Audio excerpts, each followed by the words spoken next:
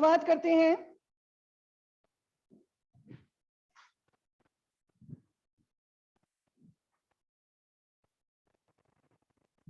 हाँ जी, good morning, नमस्कार बेटा। हिंदी की कक्षा में आपकी स्पर्श पाठ्य पुस्तक के काव्यांश भाग का, हालांकि कविता नंबर 4 है, लेकिन ये आदमी नामा कविता के हटाए जाने की वजह से पाठ 3 है और पाठ का शीर्षक है एक फूल की चाह। ये एक बहुत संक्षिप्त कविता लिखी गई है, पेज गिन लेना, लगभग 9 से 12 पेज में लिखी गई है, सिर्फ कविता है। और यहाँ ये कवि है इसके सियाराम शरण गुप्त। सियाराम शरण गुप्त, अब ध्यान से सुनना और समझना। ये सियाराम शरण गुप्त के जीवन का परिचय क्या है, जो जो चीजें मैं बोल रही हूँ अपनी कॉपी अपने पास रखो, हेडिंग मेंशन कर लो और नोट डाउन करते चलो, क्योंकि जो ऑफलाइन आ रही है उन बच्चों को जब पीडीएफ शेयर होएगा तो जो टॉपिक हमने क्लास में किए हैं उसको दोबारा रिटर्न करने की आवश्यकता नहीं पड़ेगी, वो हम क्लास में ही करते चलेंगे। सबसे पहली बात आती है इन कवि के जन्म की। इनका जन्म कहाँ हुआ, तो सन 1895 ईस्वी में। कहां पर, उत्तर प्रदेश के झांसी जिले के चिरगांव नामक स्थान पर हुआ। ये एक एक बातें आपको याद रखनी है। इनका जन्म 1895 ईस्वी में उत्तर प्रदेश के झांसी जिले के चिरगांव नामक स्थान पे जन्म हुआ। और इनकी मृत्यु कब हुई, इनकी मृत्यु हुई सन 1963 ईस्वी में। इनके पिता कौन थे, इनके पिता का नाम था रामचरण गुप्त, रामचरण गुप्त। और भाई कौन थे, इनके भाई का नाम था मैथिली शरण गुप्त, मैथिली शरण गुप्त। मैथिली शरण गुप्त के विषय में आप ज्यादा से ज्यादा जानकारी अपने 10th क्लास में लेंगे। उनकी एक बहुत सुंदर कविता है, जिस कविता की पंक्तियां हैं, विचार लो कि मृत्यु हो न मृत्यु से डरो, कभी मरो परंतु यो मरो की याद जो करे सभी। हुई न यो सुमृत्यु तो वृथा जिए, वृथा मरे मरा वही नहीं कि जो जिया न आपके लिए। वही पशु प्रवृत्ति है कि आप ही चरे, वही मनुष्य है कि जो मनुष्य के लिए मरे। इतनी सुंदर कविता, यानी इन्होंने जो भी कविताएं लिखी उन कविताओं का विषय क्या रहा, तो ध्यान दीजिए। पिता और भाई एक ही प्रोफेशन में थे, यानी सियाराम शरण गुप्त को काव्य रचना के संस्कार बचपन से ही मिले।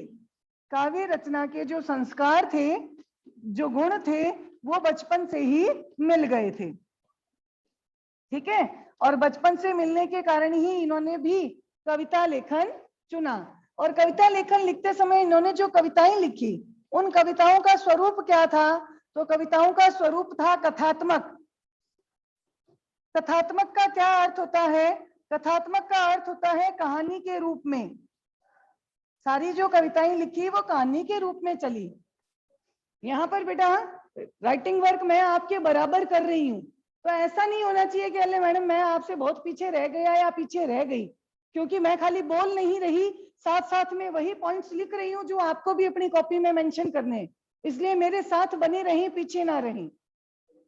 काव्य कविता का स्वरूप आ गया कथात्मक। और कविता का विषय क्या है, कविता का विषय है कि इन्होंने अपनी हर कविता में सामाजिक कुरीतियों पर व्यंग्य किया है। समाज के अंदर जितनी भी बुरी रीतियां थी उस पर व्यंग्य किया और उसका विरोध किया। विरोध किया यानी उसका वहां पर मानने से मना कर दिया, विरोध किया, ठीक है। और अपनी कविता में क्या बताया कि मानवता के प्रति करुणा, कि मनुष्यों के प्रति हमें दया का भाव रखना चाहिए, मानवता के प्रति करुणा, मानवता के प्रति प्रेम, हर मनुष्य के प्रति प्रेम का भाव रखना चाहिए। और आपसी द्वंद्व से परे हटने का संदेश दिया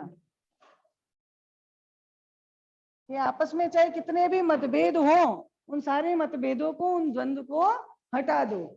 आपसी द्वंद्व का क्या अर्थ है, आपसी द्वंद्व से परे रहना, यानी आपसी मतभेदों से अलग रहना। मतभेद नहीं आने चाहिए कि ये ऊंच जात का है, ये निम्न जात का है, ये गरीब है, ये अमीर है, इस तरह के हमारे बीच में मतभेद नहीं आने चाहिए।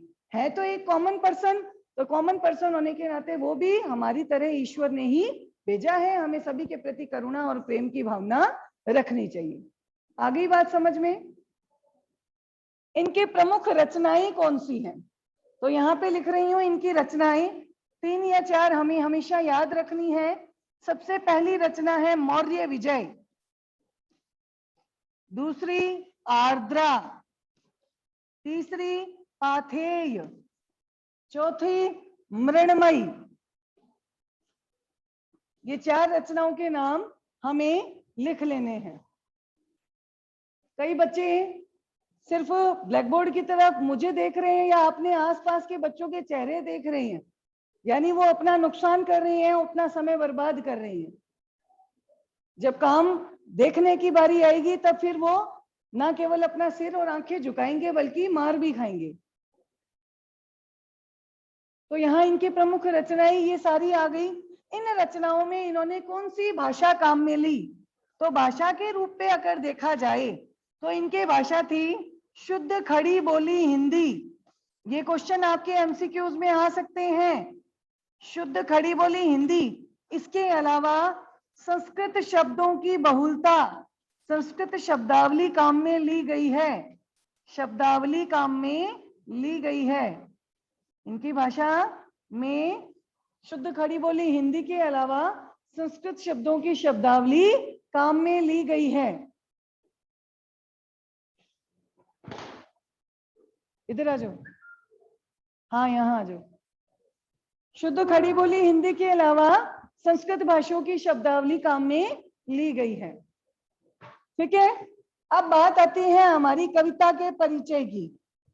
काव्य परिचय।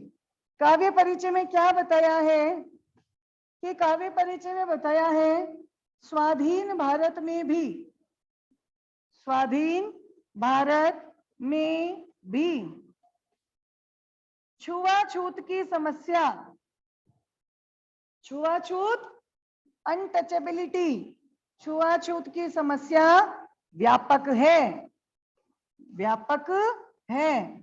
इस कारण कई मनुष्यों के प्रति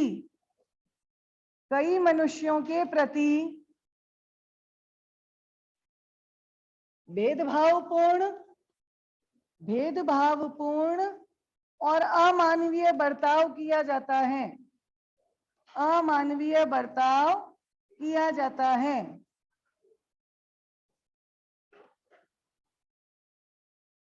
जो क्या है? गलत है। इस समस्या पर ध्यान केंद्रित किया है, इस समस्या पर हमारा ध्यान केंद्रित किया है।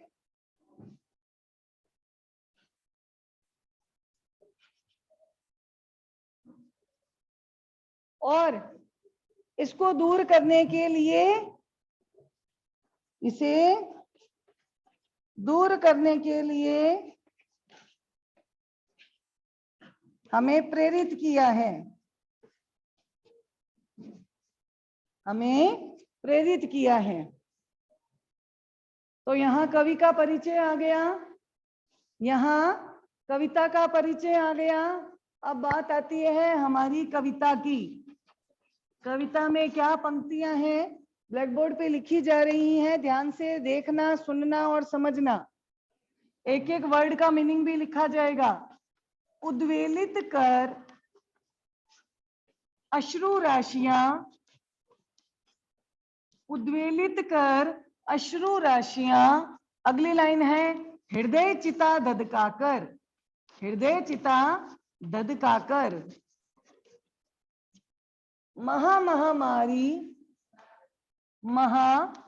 महामारी प्रचंड हो, फैल रही थी इधर उधर, फैल रही थी इधर उधर। क्षीण कंठ मृत वत्साओं का, क्षीण कंठ मृत वत्साओं का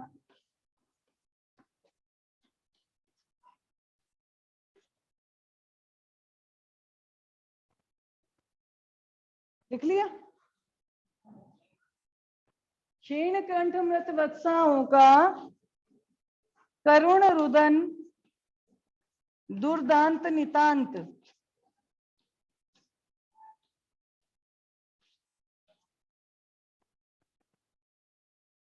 भरा हुआ था निज कृश रव में, भरा हुआ था निज कृश रव में हाहाकार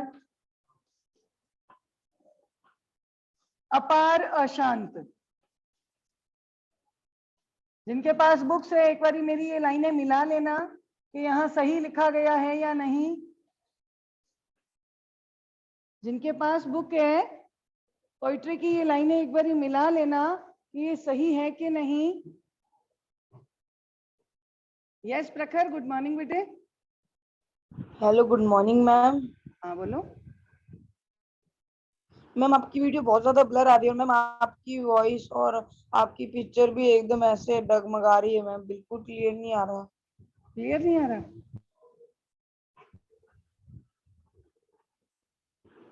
अभी देखते हैं बेटे। हाँ खुशी, ठीक है। सुनने में बिल्कुल क्लियरिटी है तो आप नोट डाउन करते चलें, और वीडियो भी बिल्कुल क्लियर है। सबसे पहला वर्ड है यहाँ पे उद्वेलित। उद्वेलित का अर्थ है भाव विवहल। दूसरा वर्ड है अश्रु राशियां, उसका अर्थ है आंसुओं की धाराएं। प्रचंड का अर्थ है भयंकर। क्षीण कंठ, क्षीण का अर्थ है कमजोर और कंठ का अर्थ है गला, कमजोर गला। मृत वत्साओं, मृत का अर्थ होता है मरे हुए, वत्स का अर्थ होता है बच्चों की माओ, मरे हुए बच्चों की माएं। बीमारी के कारण जो बच्चे मर गए हैं उन बच्चों की मां। मृत वत्साओं का अर्थ है मरे हुए बच्चों की मां, ठीक है। करुण दया, दया से भरा। रुदन रोना। दुर्दांत, दुर्दांत का अर्थ है जिसे रोका ना जा सके, जिसे रोका ना जा सके। नितांत का अर्थ है अत्यधिक।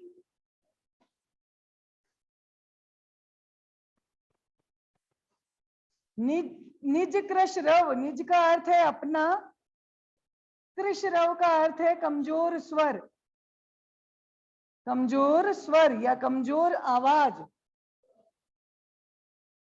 अशांत का अर्थ है व्याकुल, अशांत का अर्थ है व्याकुल।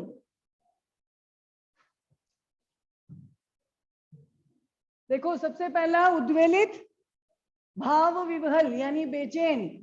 दूसरा अश्रु राशियां, आंसुओं की धाराएं। तीसरा प्रचंड यानी भयंकर। चौथा क्षीण कंठ, कमजोर गला। पांचवा मृत वत्साओं, मरे हुए बच्चों की माएं। करुण का अर्थ है दया से भरा। रुदन का अर्थ है रोना। दुर्दांत का अर्थ है जिसे रोका नहीं जा सकता। नितांत का अर्थ है अत्यधिक। निज यानी अपना। कृश रव कमजोर स्वर या कमजोर आवाज, और अशांत का अर्थ है व्याकुल, ठीक है। शब्दों के अर्थ उतार लिए।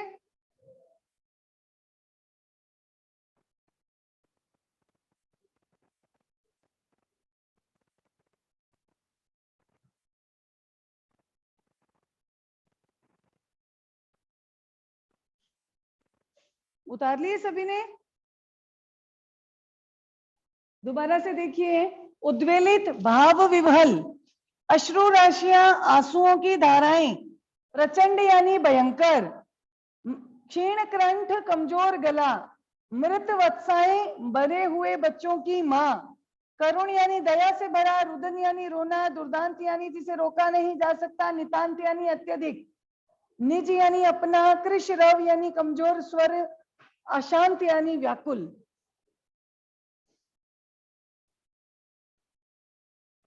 अब एक बार लिखना छोड़ दो और सिर्फ ब्लैक बोर्ड की तरफ ध्यान दो। स्टॉप राइटिंग बेटा जी एंड लिसन केयरफुली। स्टोरी क्या है? मैंने आपको बताया कि इसने जो भी कविता लिखी वो कैसी थी? कथात्मक थी, कहानी के रूप में, है ना। कहानी क्या थी? कहानी में बताया गांव था, गांव के अंदर क्या हुआ? भयंकर बीमारी फैली। भयंकर बीमारी की चपेट में कौन आए? ज्यादा से ज्यादा बच्चे। उन बच्चों की क्या हो गई? मौत। हर एक घर में से हर एक चिता जल रही थी। बच्चों की चिताओं के कारण माता पिता के मन की सारी इच्छाएं उनकी चिताओं के साथ जलकर नष्ट हो चुकी थी।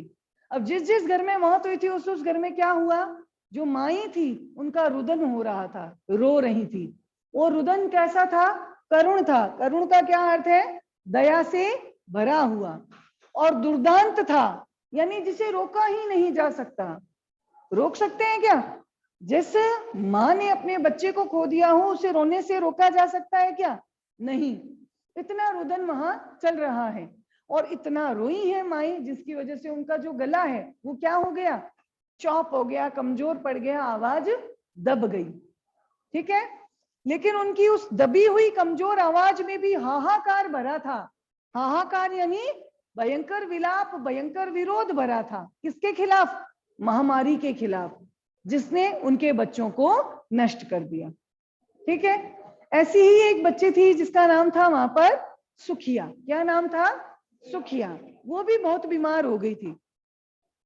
उसको भीतर ही भीतर, आपको पता है कि यूं अपने आप ही आशंका होने लगती है कि अरे मैं भी मर जाऊंगी, मेरे बाद मेरे घर वालों का क्या होगा, पिता का क्या होगा।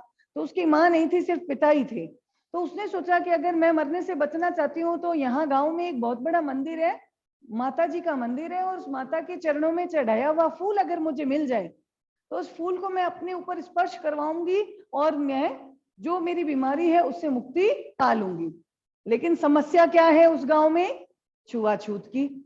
उनको क्या माना जाता है? अनटचेबल, अछूत माना जाता है। इस वजह से पिता ने अपनी बेटी की अंतिम इच्छा पूरी करने की ठान ली।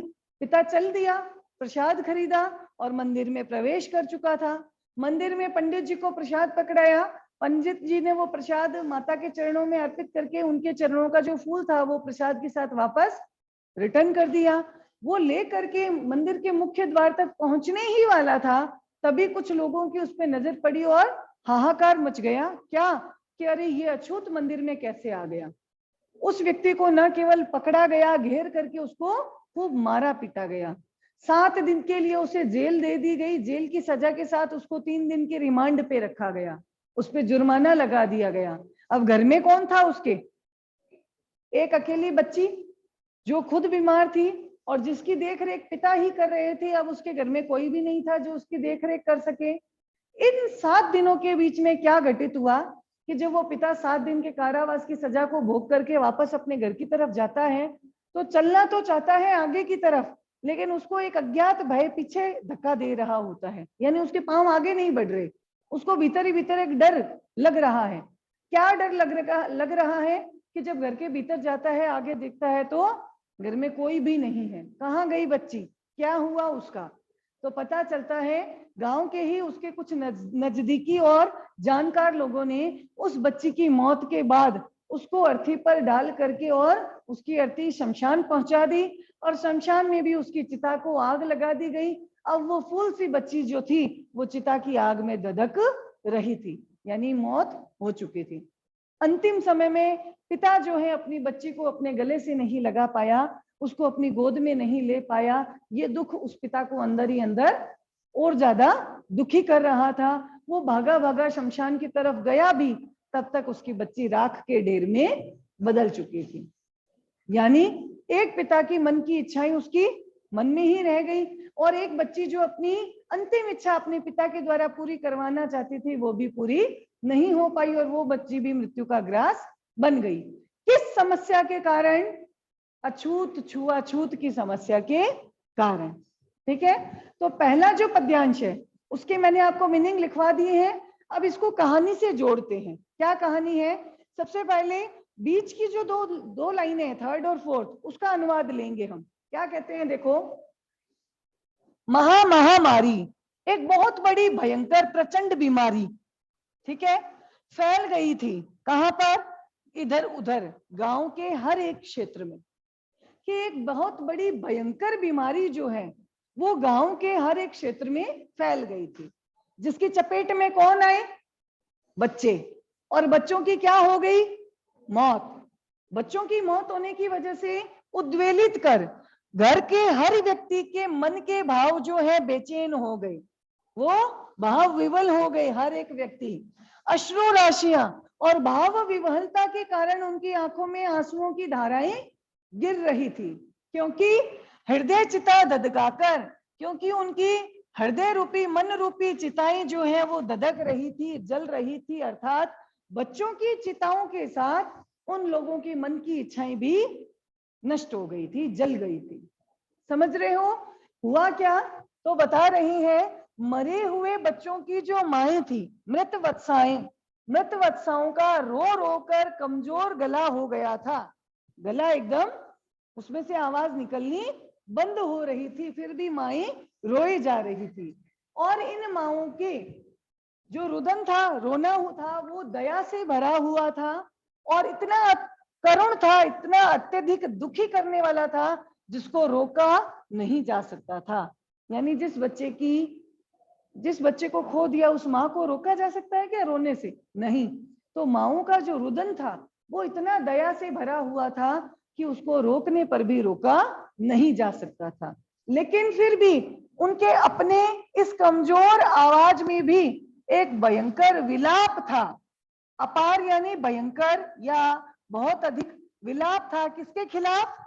इस महामारी के खिलाफ, जिस महामारी ने अशांत कर रखा है, पूरे गांव के लोगों को व्याकुल बना रखा है। समझ आया अनुवाद?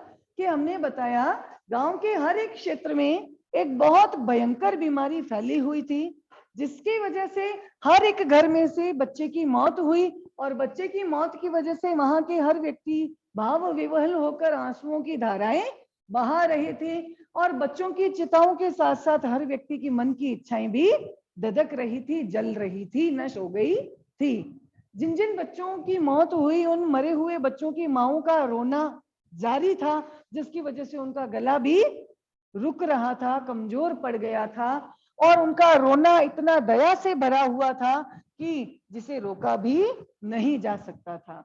लेकिन फिर भी उनके कमजोर पड़े हुए स्वर में इस भयंकर बीमारी के खिलाफ एक बहुत ज्यादा विलाप व्याप्त था और वो विलाप जो है सभी को व्याकुल कर देने वाला था, सभी को बेचैन कर देने वाला था। समझ आ गई बात? अगली पंक्ति देखो। अगली पंक्ति में साफ कहा गया है, स्पष्ट कहा गया है कि एक बच्ची थी जिसका नाम क्या था? सुखिया। देखना, पंक्ति सुनना, कहानी के रूप में है। अब एक पिता कह रहे हैं, क्या कह रहे हैं? बहुत रोकता था सुखिया को, न जा खेलने को बाहर, नहीं खेलना रुकता उसका, नहीं ठहरती वह पल भर, मेरा हृदय कांप उठता था, बाहर गई निहार उसे, यही मानता था कि बचा लूं किसी भांति इस बार उसे। समझ आया? पिता क्या चाहते थे? कि बेटी बाहर खेलने ना जाए। क्यों? क्योंकि बाहर क्या था? बीमारी का प्रकोप फैला हुआ था। लेकिन बेटी की आदत क्या थी? कि वो घर में पल भर के लिए भी टिकती नहीं थी। पिता बेचैन क्यों थे? कि उनको ऐसा लग रहा था जो भयंकर बीमारी है, उस बीमारी से मैं किसी भी तरह अपनी इस इकलौती बच्ची को बचा सकूं। लेकिन हुआ क्या? उसकी कविता का हम आगे की कक्षा में अनुवाद करेंगे। पहले दूसरे पद्यांश को ब्लैक बोर्ड पे लिख रही हूं, उसको आप अच्छे से देखना, समझना और फिर लिखने की कोशिश करना। पहला पद्यांश समझ आ गया?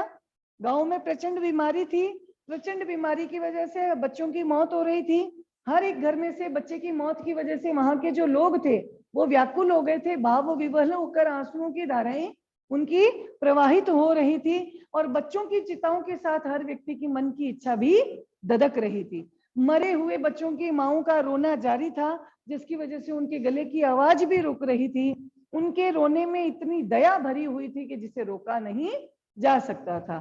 फिर भी अपने कमजोर स्वर में भी वो इस भयंकर बीमारी के खिलाफ विलाप कर रही थी और ऐसा विलाप था जो मन को अशांत कर देने वाला था, मन को व्याकुल कर देने वाला था। आया समझ? शब्द का मैंने अर्थ भी बता दिया है। अब अगला जो पद्यांश है उसके विषय में हम पढ़ेंगे। पंक्तियां क्या है? मानवेंद्र बोल भाई, थोड़ा तेज बोलना। पिता कहते हैं, क्या कहते हैं? देखो, बहुत रोकता था सुखिया को,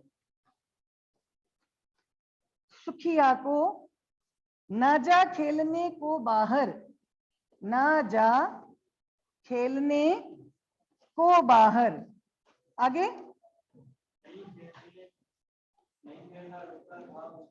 नहीं खेलना रुकता,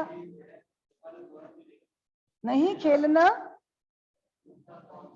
नहीं खेलना रुकता था उसका,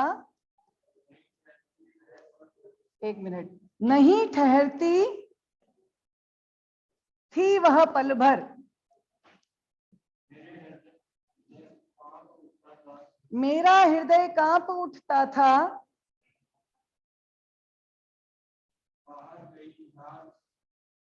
बाहर गई निहार उसे,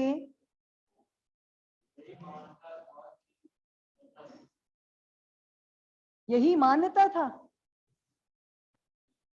यही मान्यता था कि बचा लूं, यही है ना, किसी भांति इस बार उसे, है ना? बैठो।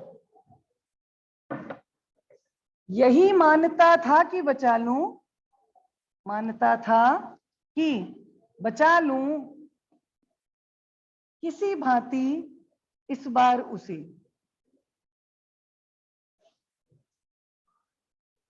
अब देखो, शब्दों के अर्थ समझ लेना। ये पंक्ति कह कौन रहा है? पिता कह रहे हैं। किसके लिए कह रहे हैं? सुखिया के लिए। बेटी है ना, बेटी का नाम क्या है? सुखिया। क्या कह रही है? देखो, बहुत रोकता था सुखिया को। पिता कहते हैं कि मैं अपनी बेटी सुखिया को बहुत बार रोकता रहता था। क्या कहता था? ना जा खेलने को बाहर, कि बाहर खेलने के लिए नहीं जाया करे। लेकिन नहीं खेलना रुकता था उसका, लेकिन उस लड़की का, उस बच्ची का खेलने का जो कार्य है वो रुकता भी नहीं था। क्या आदत थी उस बच्ची की? नहीं ठहरती थी वह पल भर, और वो घर में एक पल के लिए भी ठहरती नहीं थी, यानी रुकती नहीं थी। हर समय घर से बाहर ही रहती थी। मेरा, मेरा किसका? पिता का हृदय यानी मन, दिल कांप उठता था, डर जाता था।